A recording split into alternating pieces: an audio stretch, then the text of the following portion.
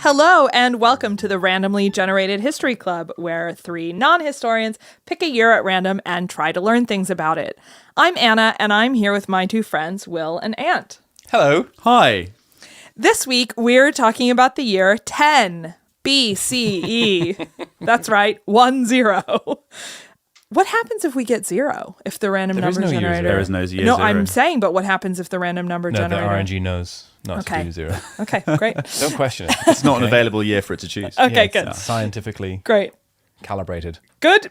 Now that we've got that out of the way, I'd like your 3-word summaries, please, William. Did you forget to do a 3-word summary? Yeah. Okay. What are the first 3 words that pop into your head? Nice. Nice. Bad name. Okay. It's wonderful. Oh my gosh. It's just a captain of improv. It is a new over thing there. we've started doing this. It's a full stop. There's a full stop between nice and bad. So it's nice. Yeah. Bad name. Okay. Cool. Got it. Ant? Oxbow Lakes. Oh! Oxbow is one word. Oxbow. Oxbow Lakes, good. May I interest you in nice Oxbow Lakes? Okay, and my 3 words are nice Romans, Germans. Good. Great. Well, that clears everything up, so let's go ahead and get started.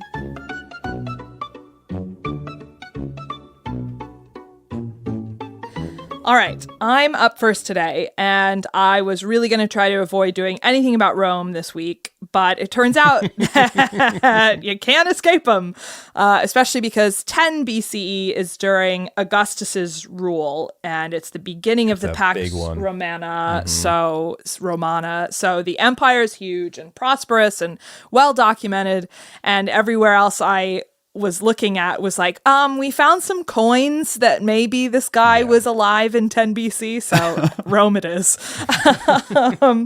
Thankfully, there's quite an interesting guy in the mix at this time, the very originally named Nero Claudius Drusus, commonly known as Drusus, Drusus.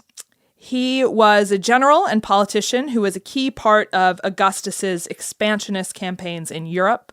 And he was Augustus's stepson. And of course, there were rumors that Augustus was his real father. Because classic Roman. Classic Roman. And in also classic Roman things, Drusus is the brother of future Emperor Tiberius, father of Claudius, grandfather of Caligula, and great-grandfather of Nero. Wow, okay, yeah. So he's a well-placed guy, important guy. Yeah, sounds like it. Yeah. Yeah. And when he's just 23, he leads some campaigns in the Alps on behalf of Augustus, sometimes fighting alongside his brother Tiberius, who was also like genuinely his best friend, which I think is so sweet. We have so many stories of like brothers murdering each other for the crown and whatever. But one source I read referred to them as the Claudius brothers. The Claudius Which is just so sweet. But did one of them inexplicably die suddenly or something? No. Well, spoiler alert, yes, but the cause was horse, not brother. Yeah. Conspiring horses. Exactly. And his brother wasn't a horse, obviously. That'd be ridiculous. Hold on, let me just check my notes. I don't think he was. No, that would be ridiculous. His brother wasn't a horse, was His he? brother was not a horse. Okay. I shouldn't have. It was That unlikely. we know of. So in 13 BC, Drusus is appointed governor of Gaul, which is modern-day France and bits. And he establishes the Drusian foot as a unit of... Drusian foot. No, Drusus was not the horse. Okay. Tiberius was the horse. How big is a Drusian foot? It is slightly bigger than what the foot is now. Yeah. Okay. It was 13.1 inches. What's that in metric? 1/3 of a meter. I don't think that's Almost exactly, Really? actually. Okay. I think a meter is 39 inches. Yeah, about that. Yeah. Yeah, so suck Okay, it, maths. So yeah, that's just a sidebar. I think it's a pretty cool thing to have named after you, the Drusian foot.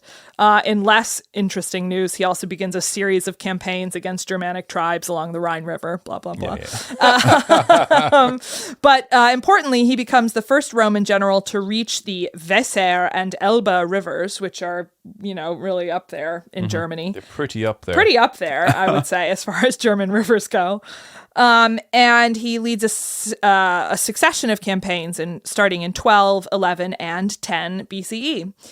He fights all these different Germanic tribes. Some of them he convinces to become allies. Some of them he just sort of slaughters and moves on. And he's just pushing the borders of Rome north. And in addition to the military campaigns, he's constructing several new forts and roads, which help facilitate Roman control. Classic Roman stuff. Classic Roman stuff. He's also encouraging the development of Roman culture. Classic Roman stuff in Germania, which is what this part is called. On the plus side, Drusus engendered huge amounts of loyalty in his troops. They loved the guy. On the minus side, pretty brutal towards the Germanic tribes from time to time. Sources talk about considerable bloodshed and that he was pillaging everything in his way, which, if you ask me, is not very paxful. That doesn't. It's not okay. Yeah, that's how language works. Paxful, good. You should be ashamed of yourself. Will is literally face palming. Okay, but there's no doubt that he was a very skillful general. And in 9 BCE, he's elected consul. And because of this, he's entitled to achieve Rome's highest and rarest military honor. He gets slimed. Nickelodeon style. He gets slimed on stage at the Kids' Choice Awards. Does he get a triumph? He doesn't get a triumph. He had a triumph, I think. Okay. Or his son had triumph. Anyway. I have a triumph. Triumphs were happening. What? I do. Like a motorbike. Triumph. Different. Brand. Different. Okay. It's a different thing? Okay. Yeah, it's a different thing. This is called the Spolia Opima. Spolia opima sounds like a healthy breakfast, like made from some sort of bulgur wheat. Yeah, exactly. You can just sprinkle a little Spolia Opima on your yogurt, and it's really good for Acai you. in there as well. Mm-hmm. Acai. Acai? Yeah. Is that it? Yeah. It's not. It is. It's the one word in English that is spelt how it's Well, sounds it's how not spelt. English. It's Portuguese, What? I think. Acai? Yeah. I don't want to believe that. Okay, sorry. Yeah, just keep saying acai. Anyway, so when he's not eating acai fruit, so he's eligible for spolia opima, which is when you take the armor and weapons of an enemy king or chieftain after defeating them in single combat. Oh, yes. And That's then pretty you, cool. then you like affix the armor to an oak tree and carry the oak tree up the Capitoline Hill and dedicate it at the temple of Jupiter Feretrius. Yeah. No, I did that in 2017. Oh, did you? That's so funny because according to my notes, he was the 4th and final Roman general to achieve it. Yes. Okay. That's right. Oh, but you weren't a Roman general. I think we're all absolutely clear I'm not a Roman general. Yeah. Did you think I was a Roman general? You look like a fool, Anna. You're right. I'm sorry. So, as Will knows, spolia opima is a very important honor. I mean, is that as good as good gut biome with a healthy bulgur wheat-based breakfast? I don't think so. I don't think they're mutually exclusive. That's why I was confused, because we don't call it that. We call it Oaky-Oaky Armour Walk. Right. So he really wants to do the Oaky-Oaky Armour Walk. So he actually goes seeking out Germanic warlords that he can defeat in single combat.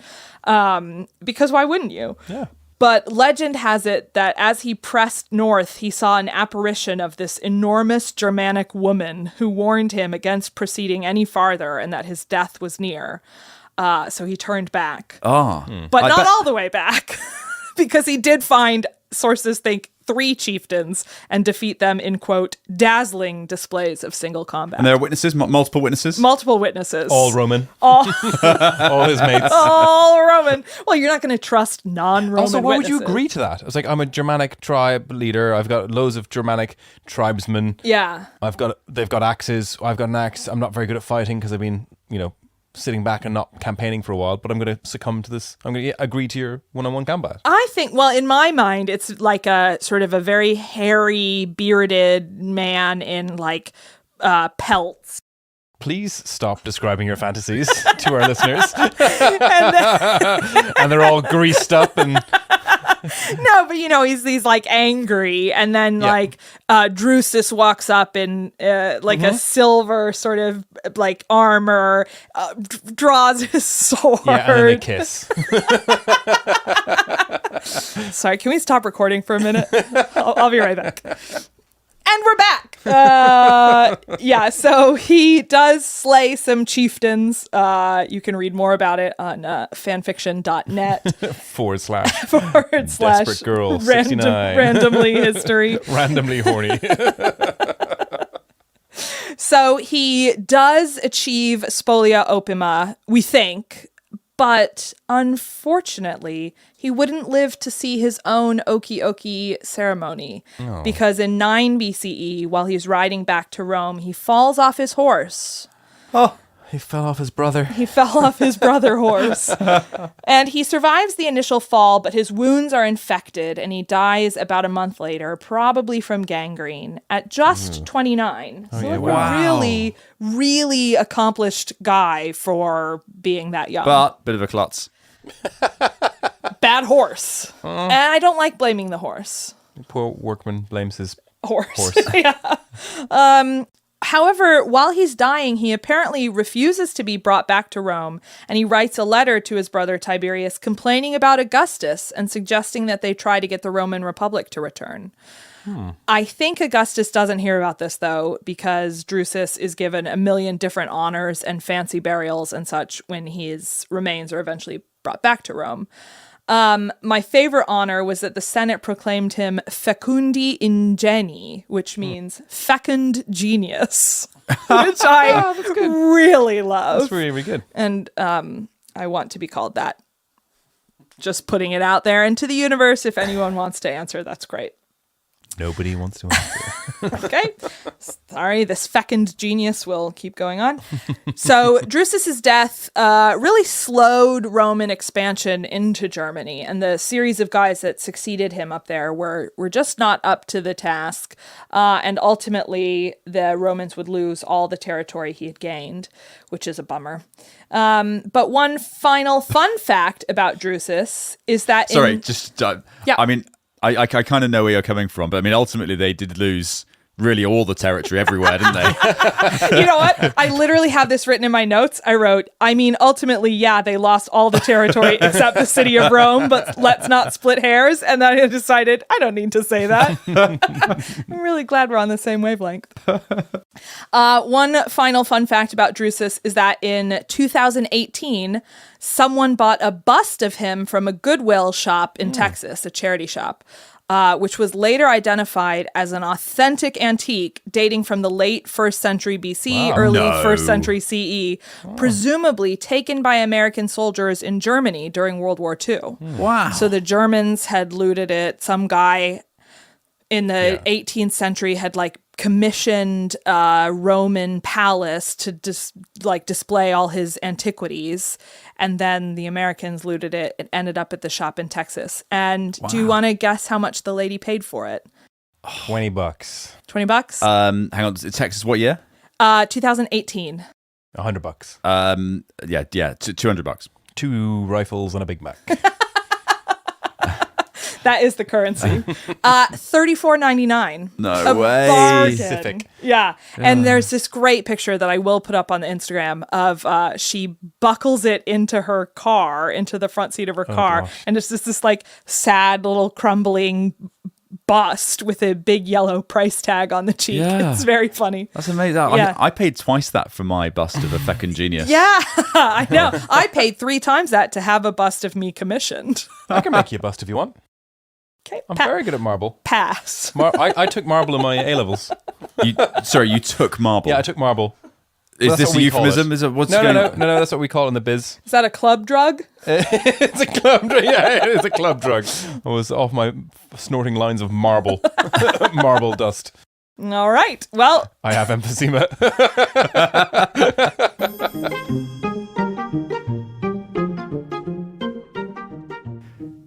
Today I'm going to talk about Herod Agrippa.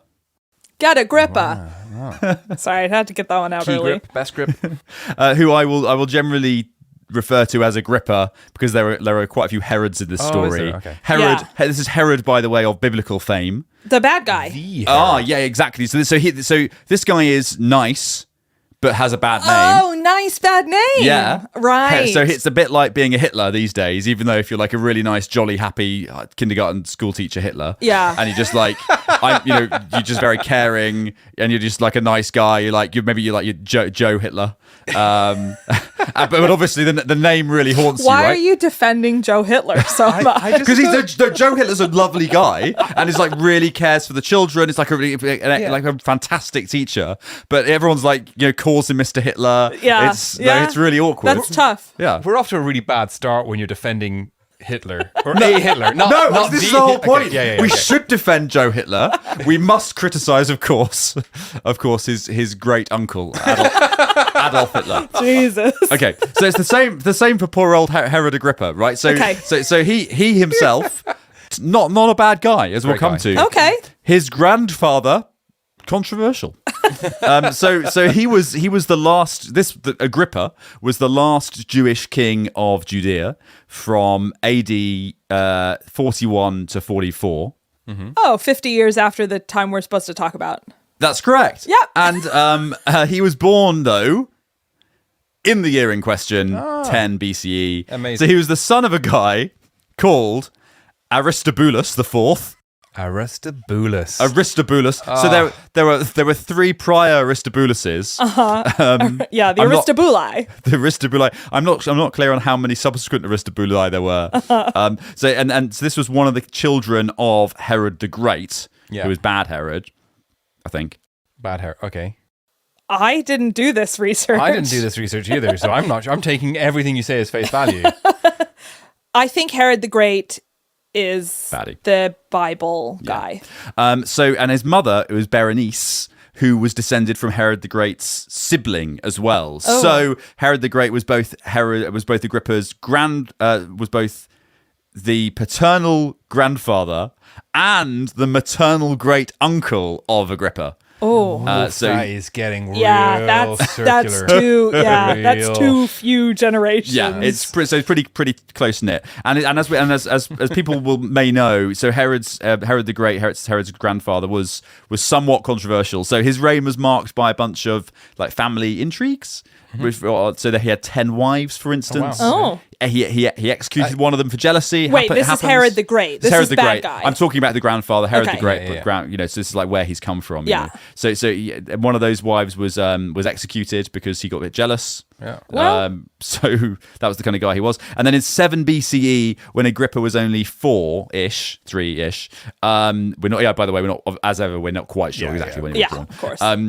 King Herod at the time had both had Agrippa's father and uncle executed. Oh God! In palace intrigues, and then later, basically, half a huge branch of the family then mysteriously disappeared. Oh geez. This is all very intriguing. Yeah. So, now I see what you mean by nice bad name. Yeah, nice bad name. So he's fine. He's done nothing. He's a 4-year-old at this point. Yeah. Right. Okay. So, but fortunately for Agrippa, who by this a little bit later, once this branch of the family was just disappeared, he was like basically just an angsty teenager at the time, and listening to Fall Out Boy in his room. And exactly. Is he being raised by Herod the Great, his grandfather? Clearly not. No. He's not. Thankfully. Yeah, well, I'm just surprised that there's anyone else left to raise him. Yeah. Well, there are people. There's a few people knocking around the palace, but the people getting executed and disappeared quite regularly. Yeah. So it's a bit of a dangerous time. But he's just basically being like any angsty English teenager and just listening to Fall Out Boy and chilling out. He was English, you say? That's very surprising. Plot twist. Intriguing. More intrigue. And unfortunately, and we're not really sure why, but Herod spared his whole family line. So there must have been for some reason there was some favoritism there. And by favoritism, it's like the threshold is I am not murdering you. Murdering. Yeah. And because he was both Roman and Jewish, he managed to become close to Emperor Claudius. So he spent a whole bunch of time making sure he could travel to the court back in Rome and and ingratiate himself within a circle and progressively get closer to Claudius. And then that paid off big time, because Claudius then eventually appointed him back to be king of Judea later on. And he formed so he arrived, and as I said earlier, he only actually ended up doing about 3 years of kinging. So he arrived, he had this reputation for being really pious. Okay. He's a nice guy. He went down very well with the Jewish population and was basically doing a good job investing in the arts and infrastructure, as any good ruler should.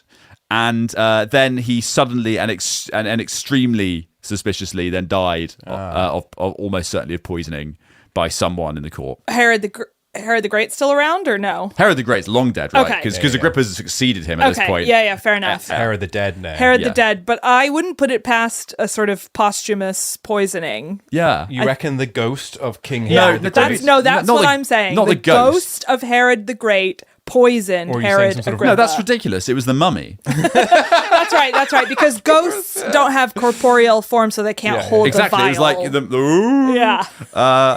Makes sense. Yeah, good. So it was a mummy impression for those who are not in the room with us. So unfortunately for the Jews at the time, his death marked the end of their hopes for Jewish independence, because he was like their last great hope of this guy. Okay. I think the phrase is client king, wasn't it? I think that was the kind of phrase they called it. I just have a vague recollection That sounds Herod reasonable. was a client king of the Roman state. Yeah, I think that's reasonable. Or yeah. Judea was a client state of the Roman Empire.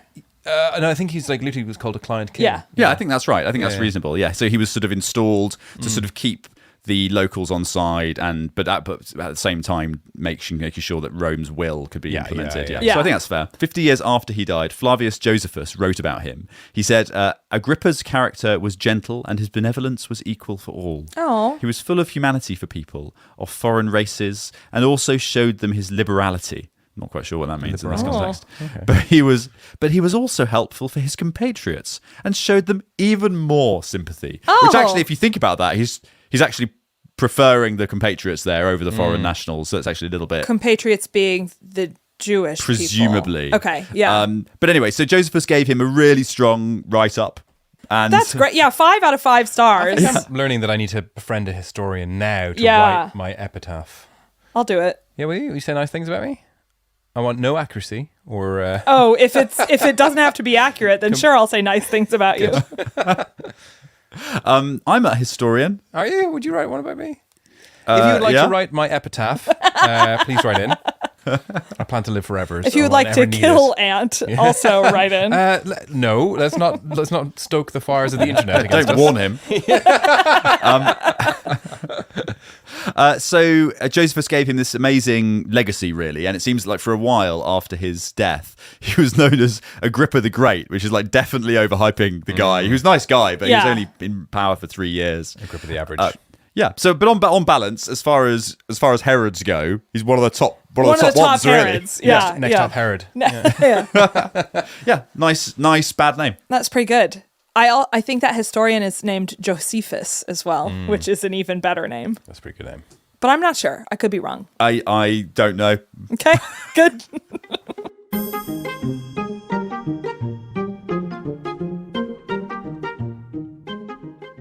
Okay, so Oxbow Lake's good. Yeah, that's right. So first of all, to set the scene and a bit of context, we're in Rome. Okay. For me as well. Yeah. And at the beginning of the 1st century, just to wind it back a bit, in the beginning of 1st century BC, the Roman Republic was nearing its end and the Roman Empire was emerging, as we discovered, under the rule of Augustus Caesar. Augustus was consolidating power, expanding the empire, and ushering in this period of peace and prosperity known as the Pax Romana, or the Roman Pax. It was a paxful time. It's very paxful. And this time saw the flourishing of the arts, literature, intellectual pursuits, and one other thing. So you all know that history is my one true great love. But what is my... Do we know that? Oh, obviously. Okay. What is my second great love? Pornography. Third. What is my third great love? Geography! Oh! So geography flourishes now in this time. Of course. Geography, yeah. I can't think of you without thinking of geography. I love geography. Anyway, in the midst of the atmosphere of cultural and intellectual growth, there was a chap that was born called Strabo. Ooh. Strabo. Strabo. Strabo. He was born about 64 BC in Amasia, a city in modern-day Turkey. He came from this wealthy, influential family, so that allowed him to receive this exceptionally high-class education. Love that. I mean, education was prevalent amongst the rich at the time. It was a sought-after thing, but he especially was able to invest in this. Total nerd. We love him. He also was able to travel extensively, funded by his rich family, throughout the known world at the time. He spent time in Athens, studying under the very famous Stoic philosopher Antinodorus Canaites? Sure. Yeah, such a famous Stoic philosopher, isn't Yeah. He is very famous. Yeah, one of the most stoic, I would say. What are some of your favourite facts about him? He was really mellow. Not very many highs of emotion or lows either. Kind of took the middle road. Yeah. Very stoic. I heard that, yeah. He studied in Rome, and he travelled and studied in Alexandria in the Great Library itself. Oh, wow. Where he learned amongst things like astronomy, maths, and geography. Yay! He was extremely well travelled and became. Well, it's 4 places, isn't it? That's okay. At the time, if you moved more than like 3 miles away from your homestead, you were like, you know. I mean, I've been to London and other parts of London and you know when Alexandria. you know Lord of the Rings when Samwise is if I take one more step, this is everyone was saying at the time. And to be fair, it's quite hard to find. It was quite hard to find his way out from where he was born, wasn't it? Why? Because of lack of geography. Exactly. Well, no, because he was born in Amasia. God. That was good. But also, you remembered the name of the place long enough to make that joke. But also because it's like a mate, like Aaron. Yes, yeah. Well, he became an established scholar, and the reason why people didn't travel, and this will come up, lack of geography. But in 10 where do I go? Pretty much. I don't know. I haven't studied geography yet, but I can't get to the library to study geography unless I learn it. It's a catch. It really was. XXII. Yes. That's pretty good. In 10 BC, Strabo found himself in the midst of the significant political and cultural shifts at the time. How did he find himself? There were no maps. We're getting to it. Oh my God. See, isn't geography really exciting? I'm sorry, last one. Augustus Caesar was solidifying the Roman Empire's control over the Mediterranean, and the empire was expanding eastward. And the expansion led to an increased contact exchange between the Greco-Roman world and the culture of the Middle East, Africa, and Asia. A whole lot of geography to cover. And so, at the same time, powerful figures such as Herod the Great, who was the in Judea we just covered, played a crucial role in shaping the region's political landscape. Herod was undertaking massive construction projects, etc. It's said that Strabo met with him as well, so they were contemporaries. And escaped with his life. That's not a guarantee with old Herod the Great. Not a guarantee. But, you know, there's a lot of wealth and prosperity is what I'm saying. And in this rich historical context, Strabo saw a niche for himself. There was a sincere lack of geographical knowledge. Maps were not centralized, just plain bad. There was no way to like understand or have a common language when speaking about geography and all that kind of stuff. And so he set out to work on his magnus opus, which is called Geographica.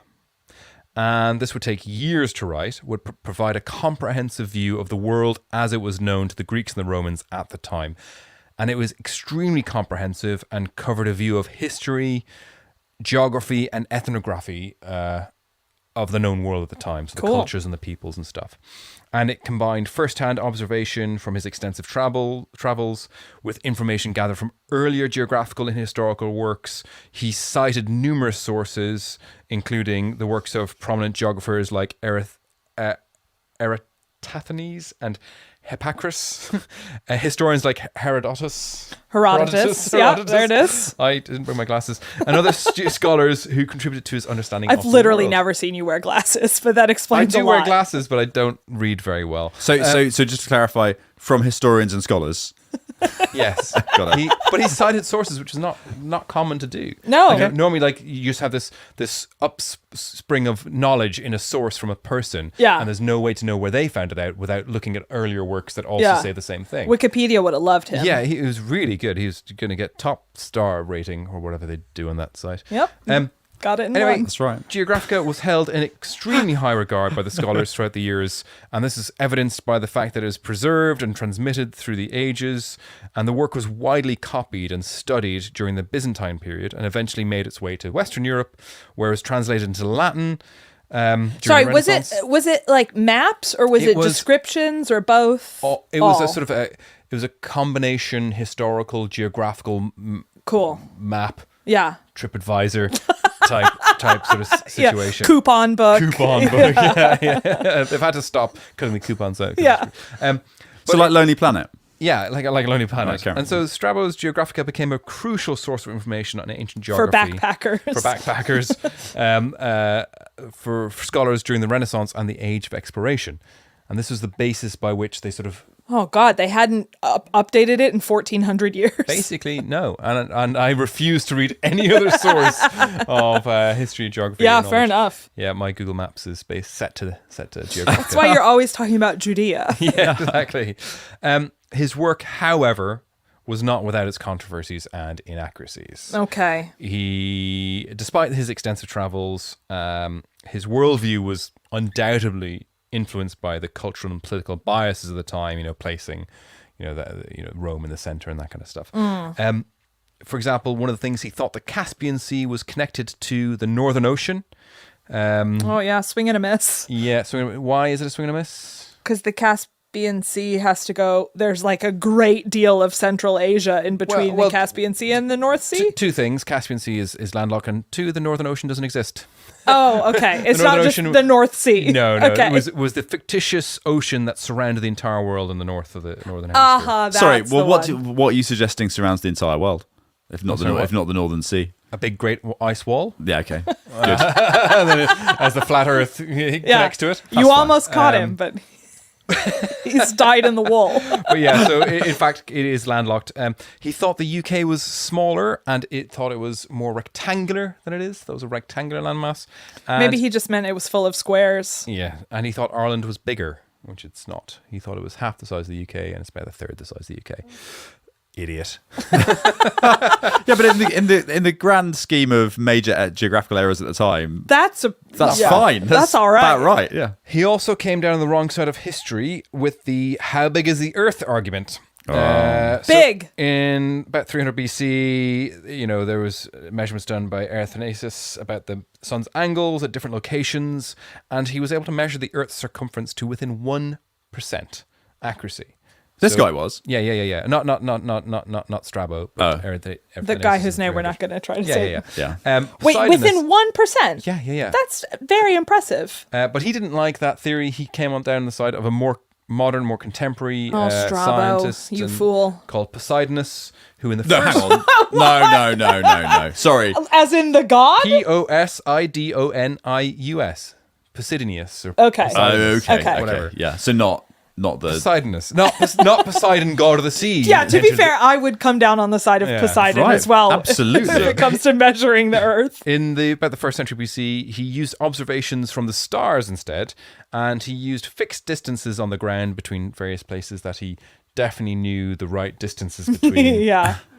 No, he didn't. And he measured the Earth to be about 28% larger than it actually was. Which Strabo was on the side of. Okay. Well, I'm really proud of the other guy for getting it so close. Incredible.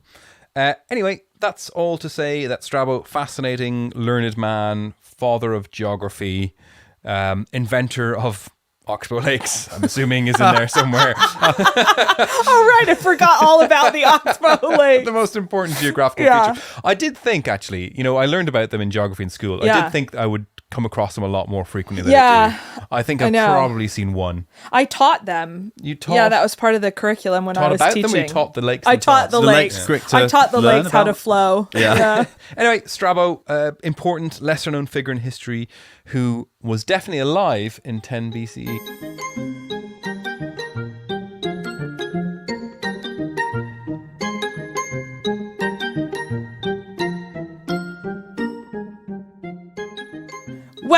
thank you for joining us. That's everything you'd ever need to know about things that the Romans were doing in the year 10 BCE, and also a few decades on either side. And the only thing left to do is to light the torches, sound the gong, let off the trumpets. Sorry, let off the trumpets. Yeah. Let them off. Let them off. They've been working really hard. Cue Yeah, the they Zeppelin. And And destroy the Zeppelin. and then subsequently destroy it. And from the ashes of the exploded, destroyed Zeppelin, take the random number generator out of its box. That's absolutely right. Do the thing. So we'll be back Good in... luck with the sound design for this.